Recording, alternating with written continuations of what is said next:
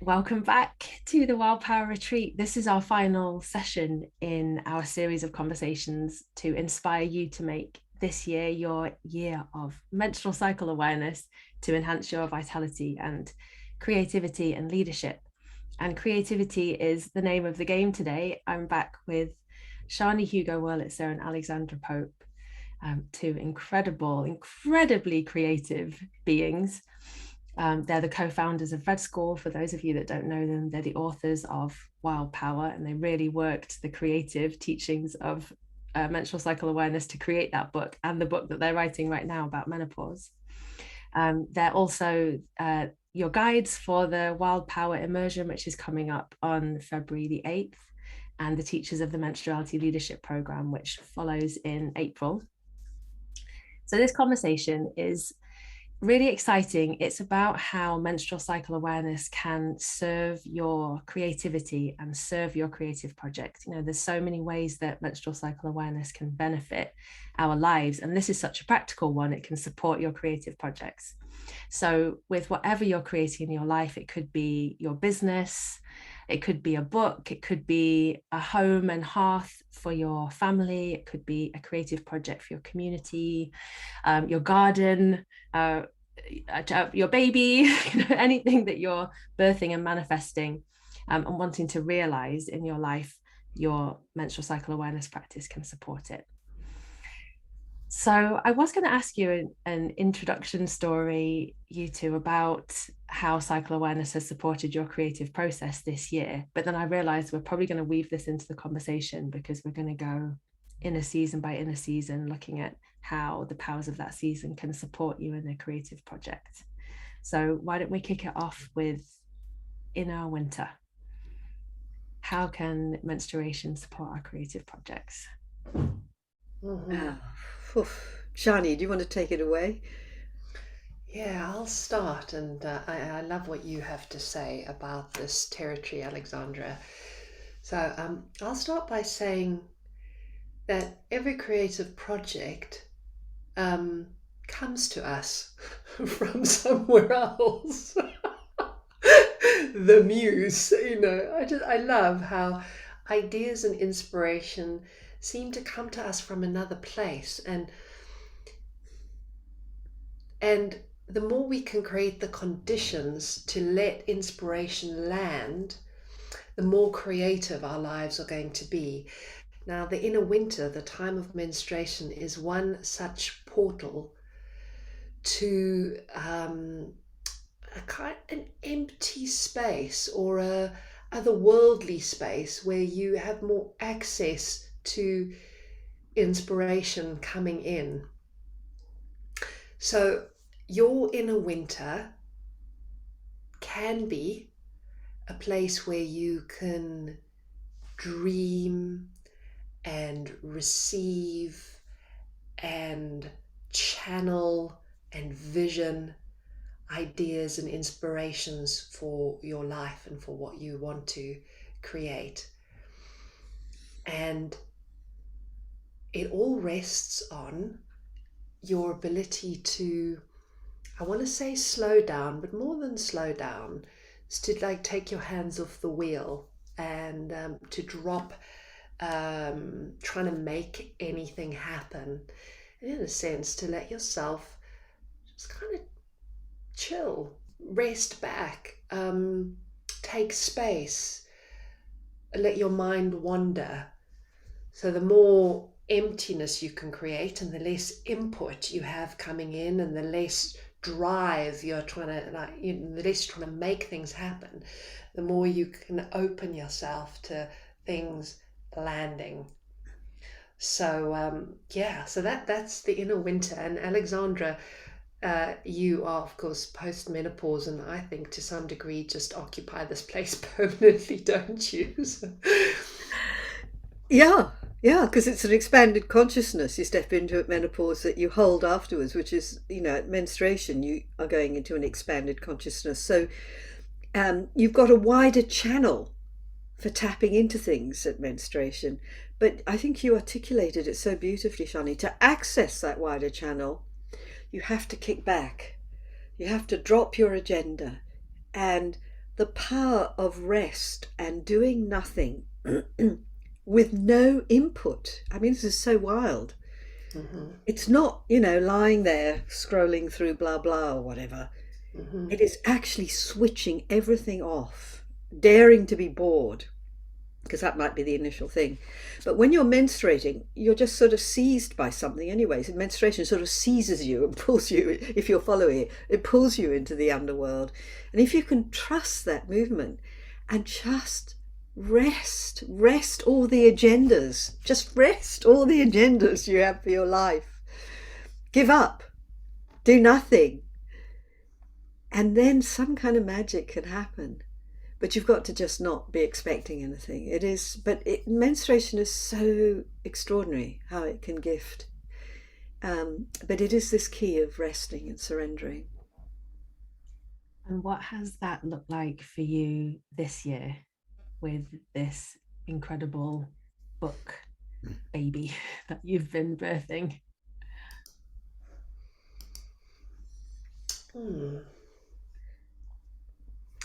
So another piece of this kind of blessing of menstruation in terms of our creative projects, not only does it let inspiration and vision and ideas come, it also helps us to stay really close to the kind of deep heart of what we're doing and what really matters in what we're doing, like the kind of soul of our creative ideas. So, for me, when I've been bleeding throughout this year, although I haven't actually been thinking about the book, or all I sort of have been because it's been so activated in my sphere, we've been eating, sleeping, breathing it. But I've stepped away from it, and in that space, I've felt really the why, like why? Because at times, creating anything can be really hard at times. And honestly, there are moments where I'm just like, why? And then what happens when I'm bleeding is like, oh yeah, that's why. And it taps me into, well, firstly, how much I care about what I'm doing, but also this deep well of resilience in me. It's like, oh yeah, this really matters to me. And it matters because not just for me, but for others and for life and for the world. So I really feel the power, the potential of the vision, the magnitude of the vision. I get kind of tapped into the bigness of that. And when you've been in the minutiae of something, it's something about just like opening up to like, oh, right, this is why we're doing this. That brings me a new lease on life and a kind of reinvigorated care and commitment. It in a way reinvigorates my commitment to the book. So that's been a big part of it for me. And I know, Alexandra, like you take empty space a lot, and I've noticed how your relationship to the book has almost been potentized whenever you step away from it. So yeah, it's where the ideas come. Yeah. Especially if I'm struggling with something. I don't struggle. I just let myself stay with it, and I just go into a kind of dream state with it and just allow it. And it might be a number of days, it could be weeks, of just holding something, letting something rest in me. But just, I love the power of the empty space, you see, because something gets reorganized. When you drop, your psyche just can reorganize itself. And so you get a fresh start on something. So I want to just add here that if you don't get any brilliant ideas or visions at menstruation, don't worry. Because just the act of just blobbing out, forgetting everything, and just feeling like a complete whatever it is, I can't think what the word is now, but blob. And then gradually you find yourself coming back to life and energy's returning and you sort of set off. And no, you don't have any brilliant idea or something, but you find yourself responding to whatever you're working on creatively. I mean, I marvel at that, actually, how that happens. And so don't get hung up on whether you've had a vision or not, but just sort of trust the awakening energy that there's something coming through. Mm. And that, in a way, segues us into the next season, doesn't it, Shani? Does. It does. And you've just brought in one other piece, which I think is really important, is because it's not always that inspirational vision or ideas come when you're bleeding. But what does always come is repair and restoration. And Yeah. that's like the foundation of your creativity, like your wellness and you feeling rested. I mean, we've all been tired in our lives, and when you're tired, it's like it's creating anything is tedious, hard. It just does It's nothing hell. flows. Yeah. Nothing flows. So the engine of your creativity is your well-being, your well-rested self. So even just on that level, rest at menstruation is going to serve your creative life. Thank you. I'm wanting to bring this back to the practice of cycle awareness and cycle tracking. So, in order to make some, in order to get the rest and repair, there needs to be some space. So, I think this is where cycle awareness and cycle tracking can be so meaningful. You can look ahead and go, okay, it's day 25, 26, however it works for your cycle. I know I'm heading towards my inner winter. How can I carve out, even if it's only 10 minutes, where I know I've got no responsibility and I can blob out, as Alexandra said, and let it all go. That's where our cycle awareness practice can really serve this process of, if not receiving a vision, then receiving the rest and renewal. That's Exactly. such a good point, Sophie. Yes. So, thinking about this now, in terms of cycle awareness, I'm just sort of feeling into this as you emerge into the spring of your cycle. The importance of so if you're doing cycle awareness, one of the things to pay attention to is that when you're coming out of menstruation, you're also a bit vulnerable here. You don't come out fully ready for the world. You have to sort of grow a skin.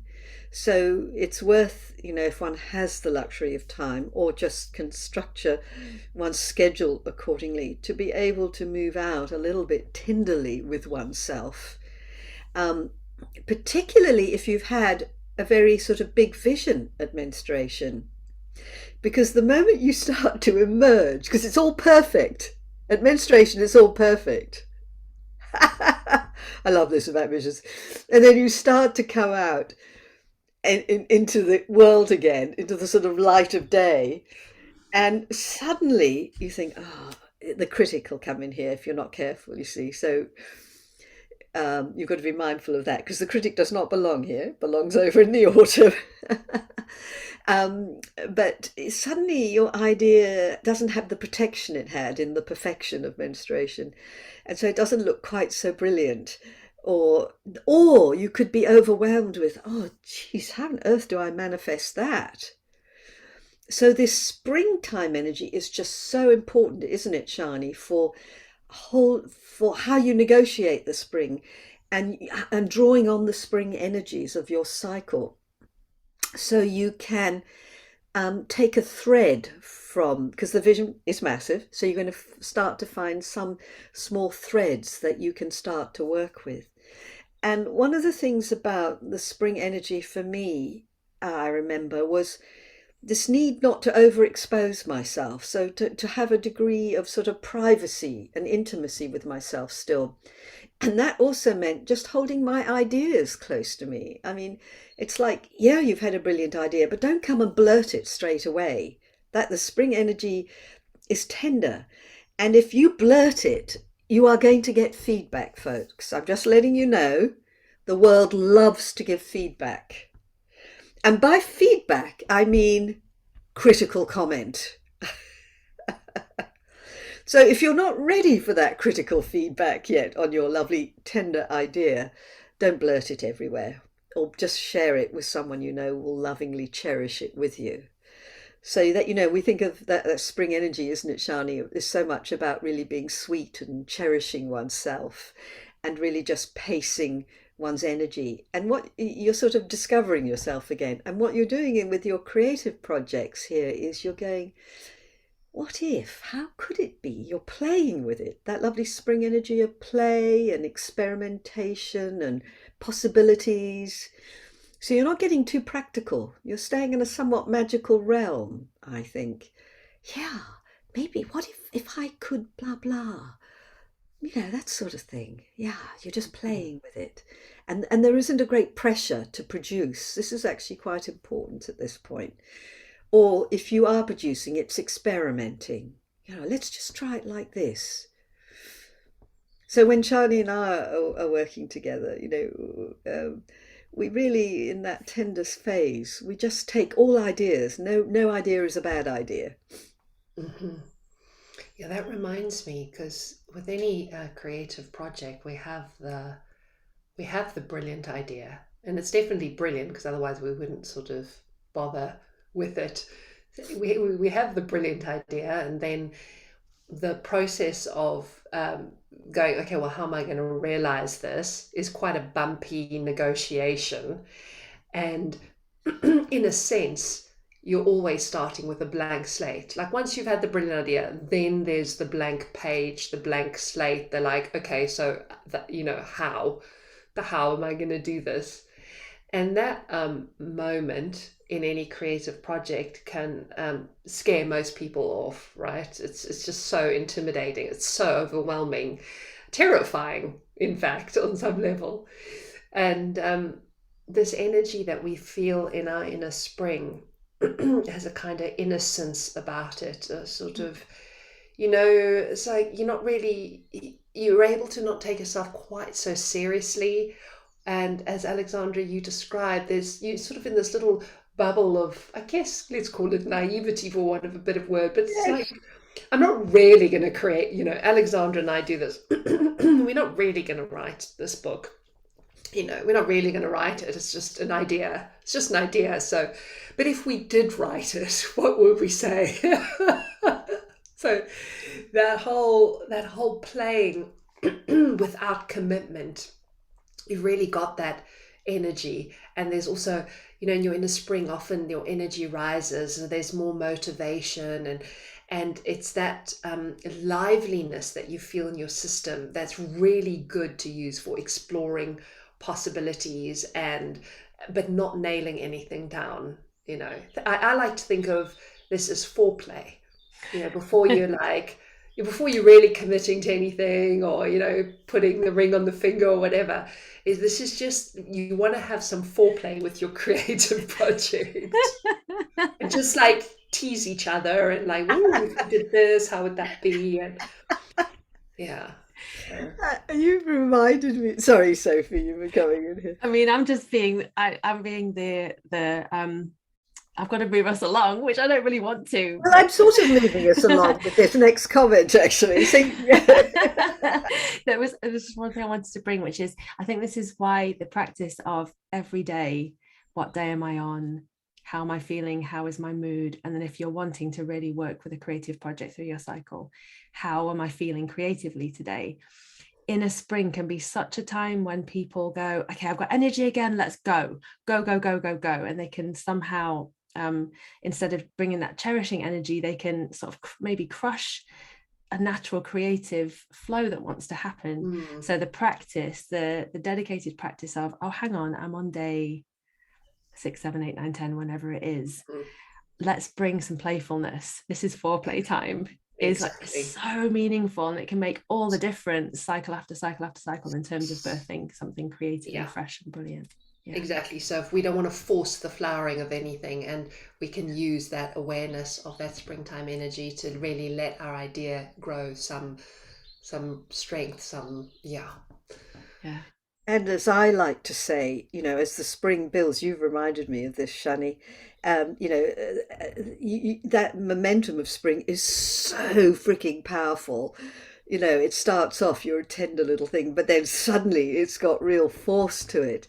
And it's actually, that's the thing that's going to get you across the line, to actually doing something, is that element of risk that we have. There's a foolhardiness. And I always say that if it weren't for foolhardiness, nothing would ever get born in the world. I know, because every time I start out on a creative project, I go, I mean, yeah, what could possibly go wrong? Let's just, you know.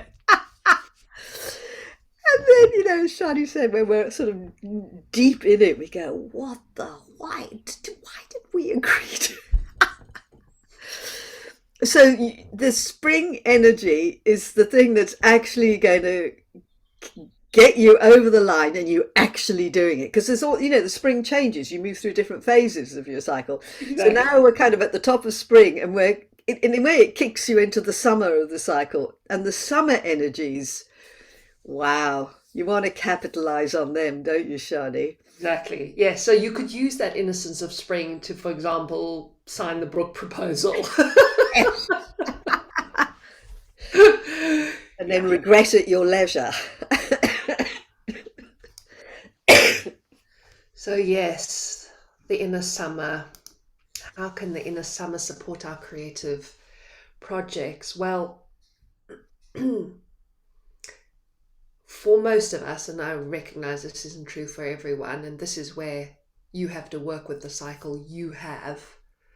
But for most of us, we're experiencing a sort of plateau of energy in a good way. Like our energy is steady and consistent, and there's more kind of vitality in our tank and more resilience. This is one of the kind of main things that can resource you, is this resilience. I don't want to call it a thick-skinnedness, but you just have much more buffering. And I guess it's easier to feel safe in your own skin in the inner summer. And in terms of your creative project, like I notice when I'm in my inner summer, my relationship to my creative project is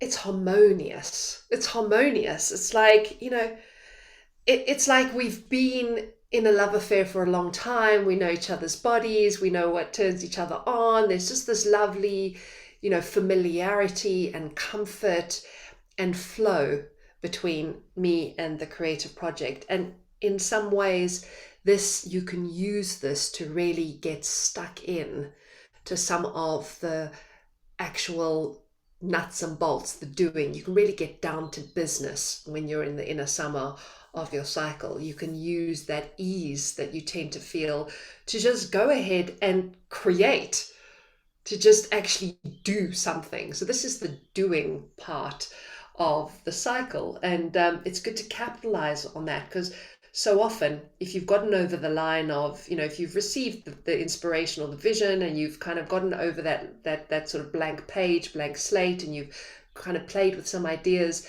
then the next step, which, cripples many of us, is actually taking action and then cracking on and doing some work. In other words, showing up.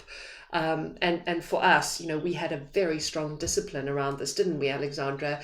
We showed up every damn day to this book, to, just see what would come through, just to like show up and just write stuff. So this is a very good way of using this inner summer energy, is just to allow whatever's there to actually come into action. And in the case of writing, it's like just whatever's coming to me, I just write. So there's this quality of allowing what's there and taking your foot off the brakes and just really going for it.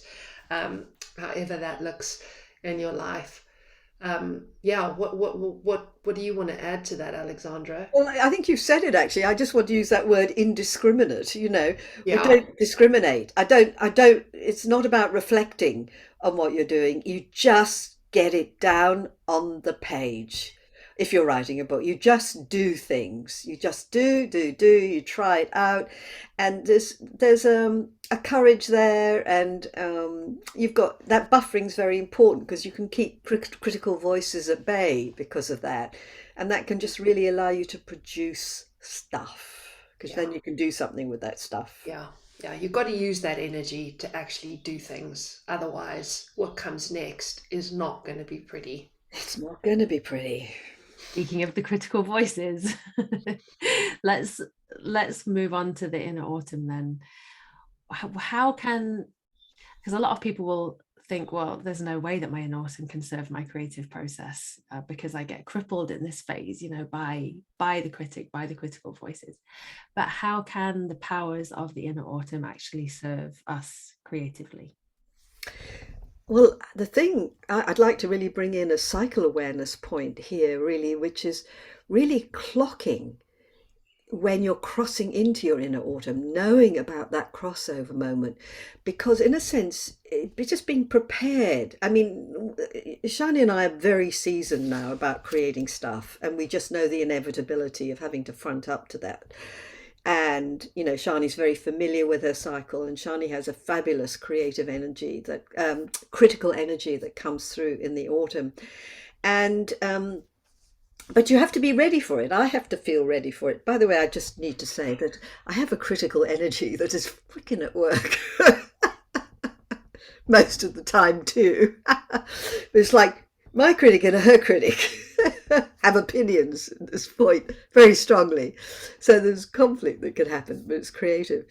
But when you know about it, and you know the necessity and value of it, you are just complete. It's just a completely different thing. It just becomes creative and useful and functional, So here we are talking about the critic. The critic is the archetypal energy, the strongest energy within the autumn. There are other energies too.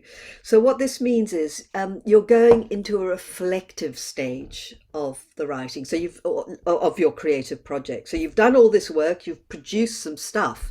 In a sense, what you're doing now is you're sort of stepping back a bit. The autumn energies sort of expand our awareness of things and kind of open up our vision, and then we can see things that we weren't seeing before. It's so fascinating, isn't it, Shani, how that happens?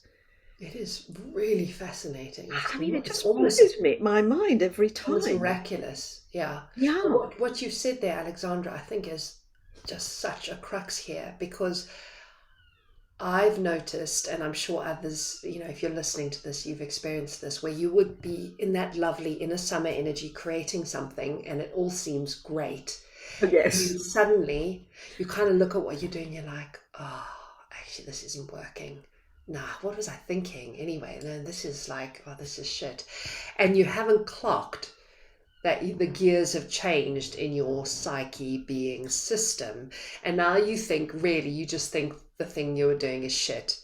But what Alexandra's reminded us is, if you're aware of your cycle, you'll realize you've changed gears. And rather than that being a destructive force that comes in, you can really capitalize on it to actually step back and go, okay, I've done this work. And here's the key, is like, I've done this thing. Yay!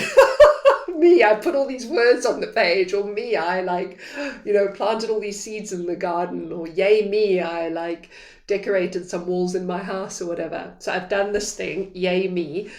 Now, how's it going? How is this this working? And the moment you make that a more conscious thing, you immediately create a little bit of space between you and it. And that takes a bit of the sting out of it, because before it was shit, you were shit, and the whole thing was shit. And now it's like, how's this going so far? It's a very different type of approach. How's this going so far? Where do I need to course correct? What needs to change? Is this working?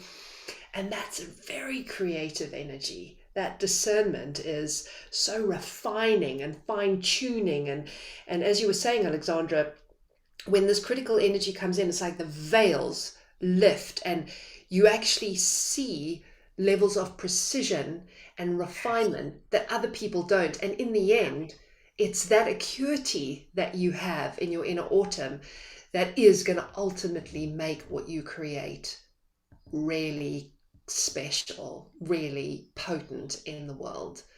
It's in the detail is what's going to allow the exquisiteness of your vision to shine.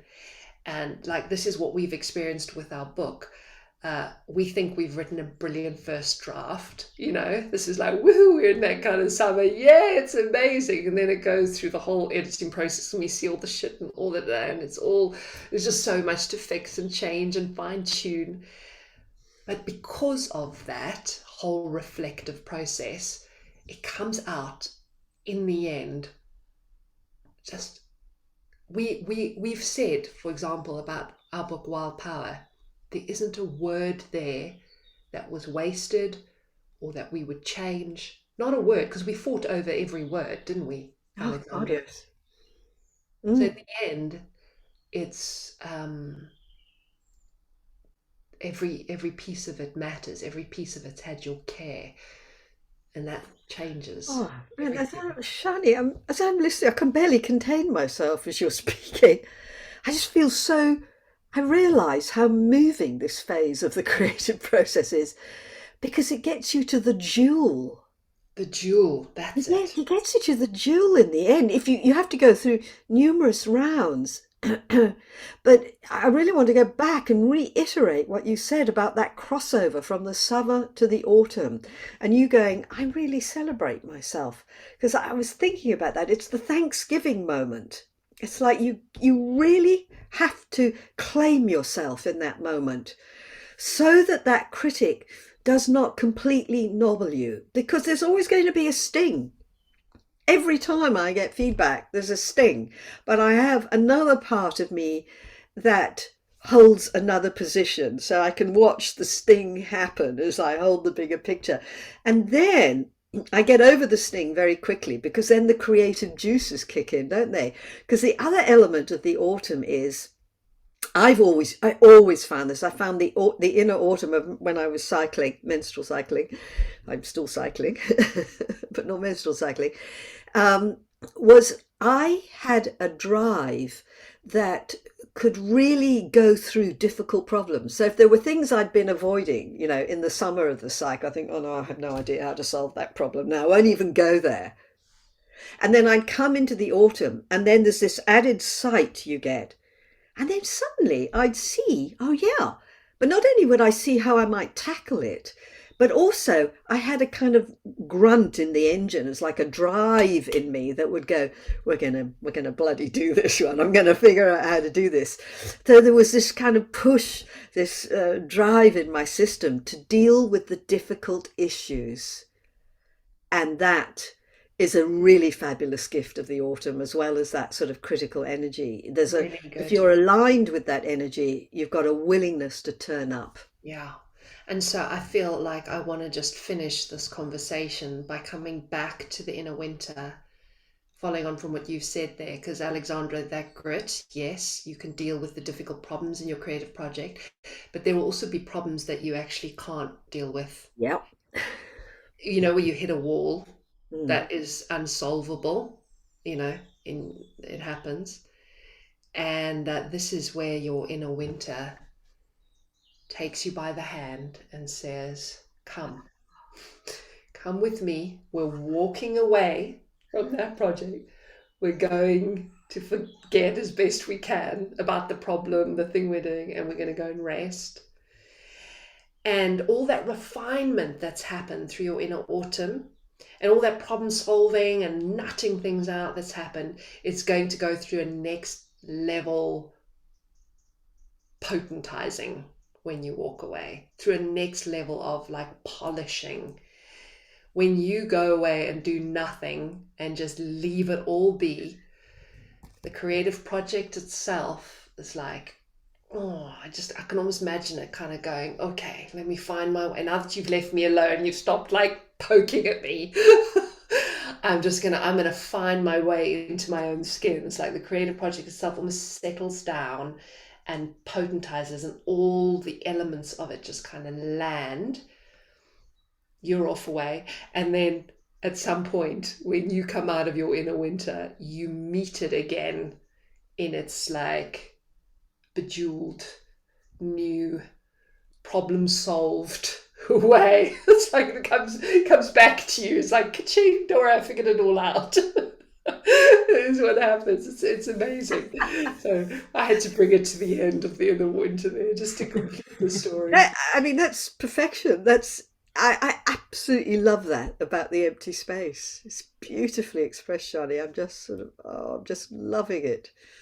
Yeah, I love it. I love hearing you both speak about this, because it the potential of this is so huge, because it's a complete antidote to the crazy way that our culture is designed to push, you know, do, take.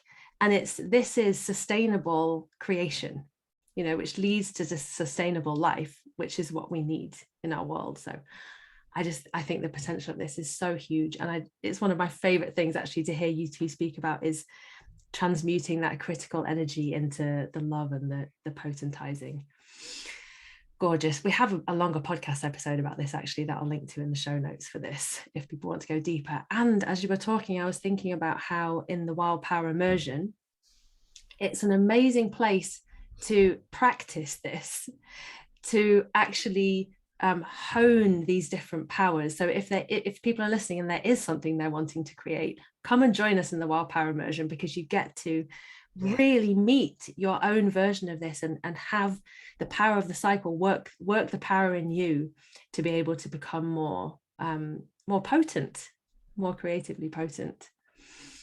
Is there, I mean, it's been so bejeweled, but is there a golden nugget that we could harvest from this conversation? Is there a final word that you'd like to leave us with about how our menstrual cycle awareness can support our creative endeavors?